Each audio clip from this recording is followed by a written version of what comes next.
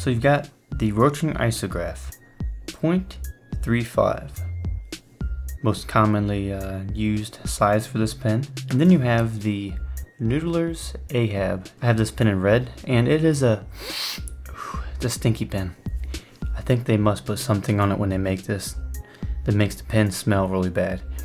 But this pen here comes in red, and the nib on this is a medium. Now let's talk about why I would choose the fountain pen here over the Rotring Isograph. Now, one reason would be that with the fountain pen, I can hold more ink. You can get more of an assortment of colors with these than what you can get with the Rotring Isograph. Now, the Rotring Isograph here, this is going to give you more intricate, tiny detail type of drawing. You can get very small nibs with the fountain pens, but generally speaking, you can get a much smaller nib size with this. And the Noodlers, I have another one here, the Lamy Safari, as an example, because this one has a smaller nib on this one. And this one is an extra fine, whereas this one, I believe it was a fine. Let me check actually. Now the Noodlers nibs, they come in a larger size than what you're going to get with the Lamy Safari. And the Lamy Safari comes in an extra fine.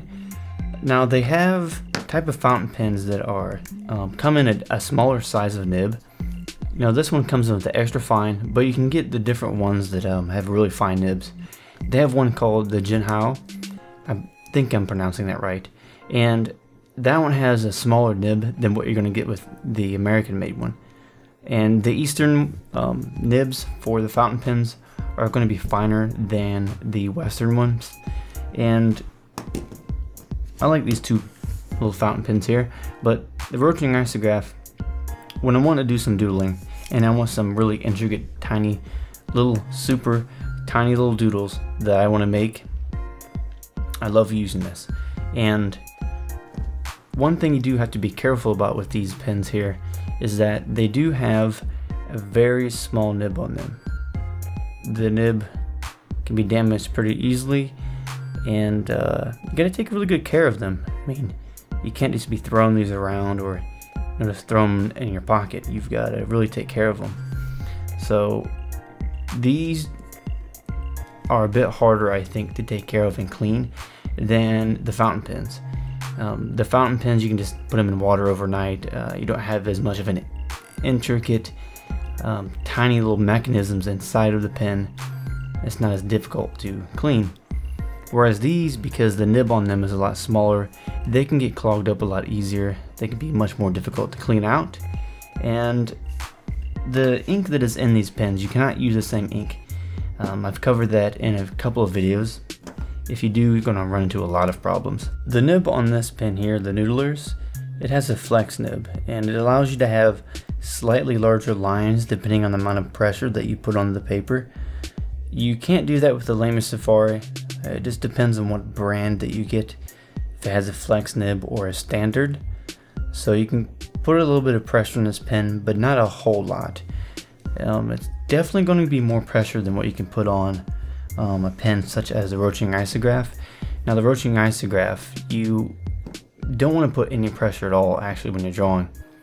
You want to hold it not really upright directly, but you want to hold it at kind of an angle when you're drawing, and that's so the ink flow comes out properly. And you don't want to press at all with this. You want the tip of the pen, I'll show you here an example.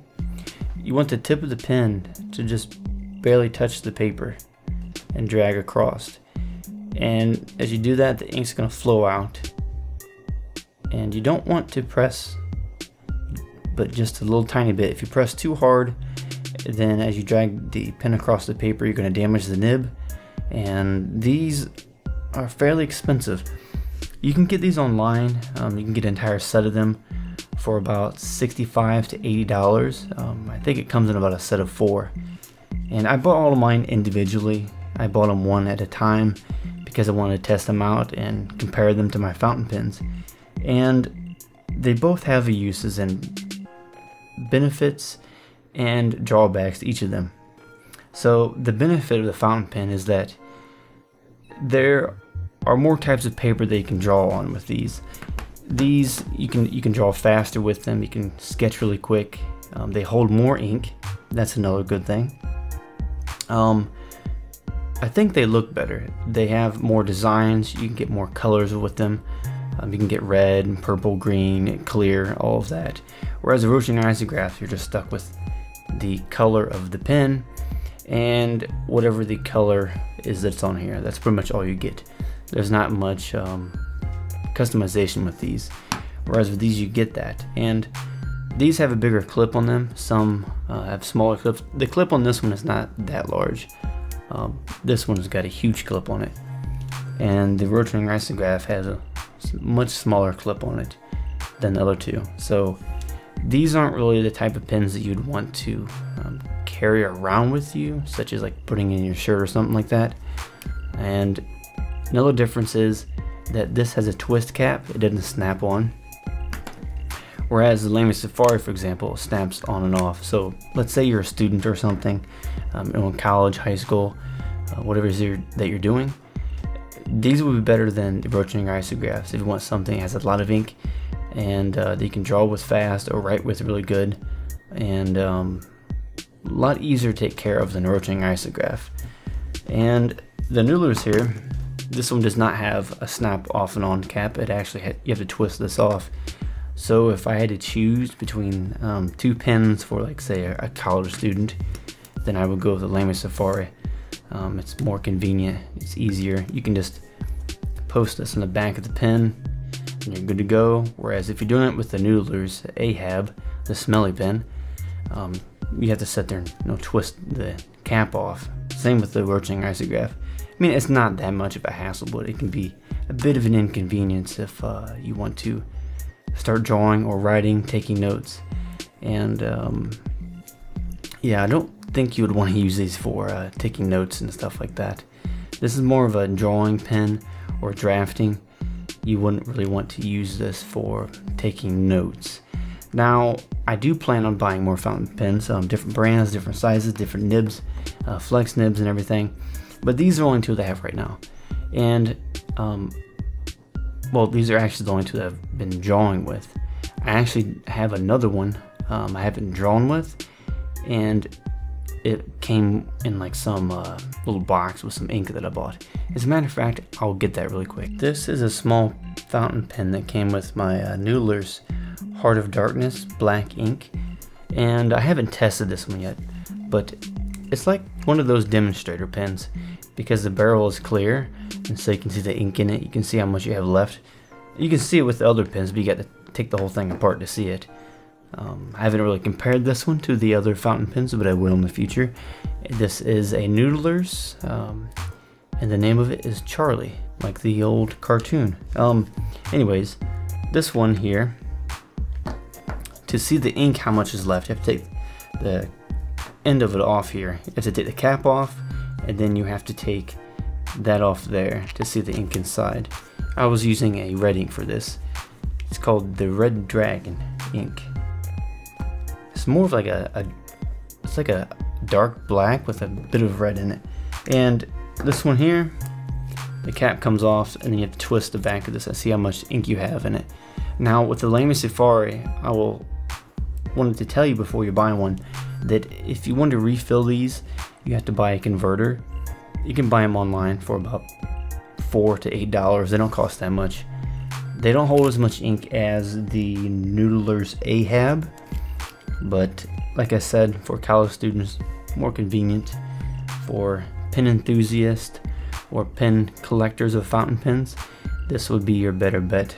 And I think this one has a little bit better of a design as far as the look of it. Although I find this one better for drawing because of the tripod grip. And I like the design of this one more, but yet I like the ergonomics of this pen. The tripod grip when I'm drawing, it helps me with my motion and drawing little tiny details. And I think for a beginner, this would probably be one of the best fountain pens that you can start with. Although there's also the Pilot Metropolitan, that's a really cheap one. You can get that one for, I think it's under 10 bucks. This one usually ranges from $24 to $30 for it. And the clip, as I said, decent sized clip, like the ergonomics of it. So let's talk about ink cost. if you compare the ink from a Rotring Isograph to the ink for a pen such as the Noodlers or a pen such as Lamy Safari. Now the ink that I actually have for my Rotring Isograph is a cheap off-brand Technoart waterproof drawing ink that I use. I haven't had any problems with it so far, but this is what I've been using in my Rotring Isographs. And for my Noodler pen, the Noodlers Ahab and Lamy Safari, I've been using the Heart of Darkness by Noodlers. This is a 4.5 ounce, and this one is a 25 milliliters. This only costed me about $5, and this here cost me about, I think it was $15. And so the amount of ink that I'm getting with this is much more than what I'm going to get in this. So with fountain pens, you're probably going to get more ink, and with the isographs, you don't get as much ink, but it's not that much of a difference to where it's going to really prevent me from wanting to draw with either of the pens. So if it's really a big deal for you how much ink that it goes through, or how much ink that you get, then I would go with fountain pens. You're going to get more ink, you're going to get more colors, and you're going to get different types of ink, different fluidity and everything. Whereas the Rotring Isographs, you only really get one type of ink. You get different, maybe a couple of different colors. You can get red and blue and brown. You can get white ink, but there's a much larger assortment of colors with these fountain pens here.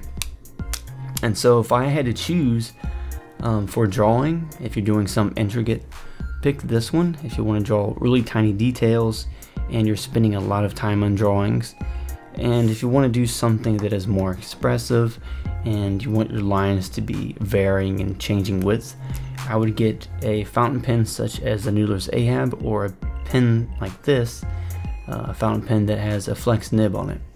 And if you are a college student or want a pen that is convenient to use, easy to take care of, or you're a beginner and want a good fountain pen, I would go with this Lamy Safari. That's not too expensive, it's under 30 bucks. It's a good starter pen, and the tripod and grip helps beginners learn the proper hand position for drawing with the fountain pen.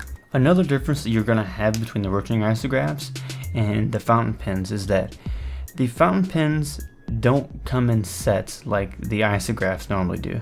You can get the isographs an entire set cheaper than what you can get for buying individual fountain pens, but that does depend on the brand that you get. For example, the Noodlers Ahab here, or the Lamy Safari, both of these range at about $30 each. Now, if you're to buy 4 of these pens, that's going to be $120. Whereas with the Rotring Isograph, you can get the same amount of pens for about $65 to $85. So the cost of buying the Rotring Isographs, if you buy the sets, is going to be a lot cheaper than buying a whole bunch of individual fountain pens. But that's all up to you. It kind of depends on what it is that you want to draw, what you're doing. If you're a college student, if you want a convenient pen, if you're more into doing tiny little doodles and really detailed stuff and you want more nib sizes, then I would go with these. That is my comparison between the Rotring Isograph and the fountain pens. If there's anything that I missed or something you want me to cover about these pens in a future video, go ahead and let me know in the comments below. And if you like this video, go ahead and give it a like, share it with your friends, and don't forget to subscribe so you get new content every day, so I can help everybody become a better artist and answer all your art questions. So thank you for watching, and you have a good day.